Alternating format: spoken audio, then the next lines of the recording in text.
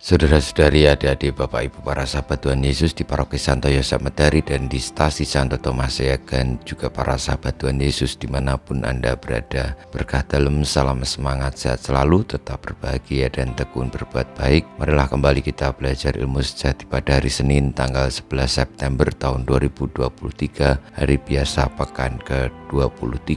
Kita mengawali belajar ilmu sejati dengan berdoa. Dalam nama Bapa, Putra dan Roh Kudus. Amin.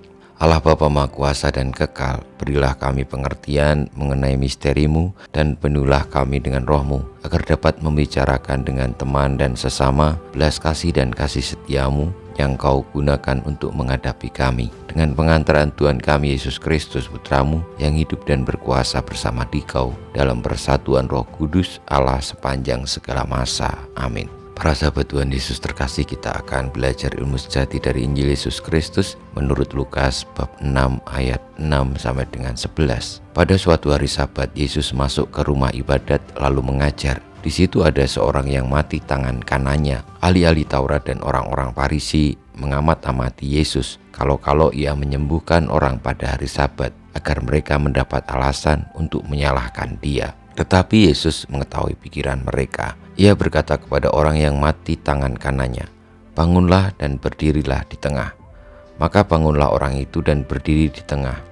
Lalu Yesus berkata kepada mereka, "Aku bertanya kepada kalian, manakah yang diperbolehkan pada hari Sabat, berbuat baik atau berbuat jahat, menyelamatkan orang atau membinasakannya?"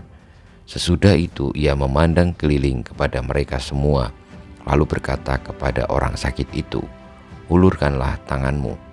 Orang itu mengulurkan tangannya dan sembuhlah ia. Maka meluaplah amarah ahli Taurat dan orang Farisi. Lalu mereka berunding apakah yang akan mereka lakukan terhadap Yesus. Demikianlah sabda Tuhan, terpujilah Kristus.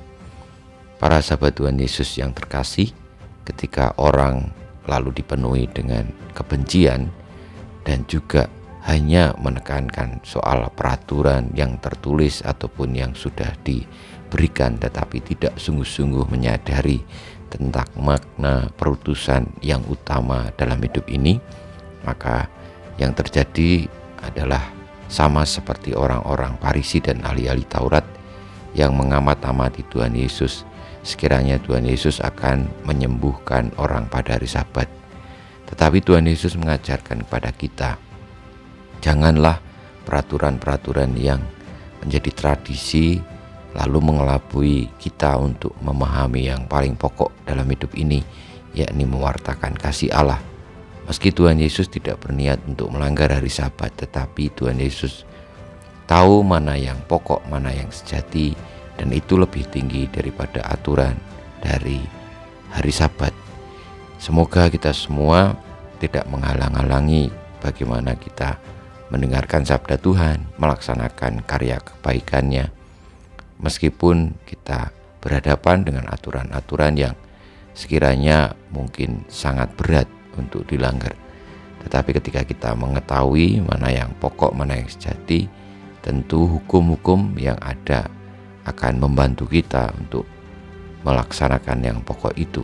Semoga kita membuka hati akan kasih Tuhan Yesus dan memiliki hati seperti hatinya, sehingga kita tidak hanya terbelenggu oleh hukum-hukum yang tampak, tetapi memahami makna sejati dari perutusan kita, yakni mewartakan kasih Allah karena Ia terlebih dahulu mengasihi dan menyelamatkan kita. Kemuliaan kepada Bapa dan Putra dan Roh Kudus, seperti pada permulaan, sekarang, selalu, dan panjang segala abad. Amin. Ya Yesus, jadikanlah hati kami seperti hati-Mu. Tuhan, bersama-Mu dan bersama Roh-Mu kita semua di pita perjuangan kita untuk mau mendengarkan sabda Allah, mewartakan kebaikannya, senantiasa dibimbing, dilindungi, diberkati Allah yang Maha Kuasa, Bapa, Putra, dan Roh Kudus.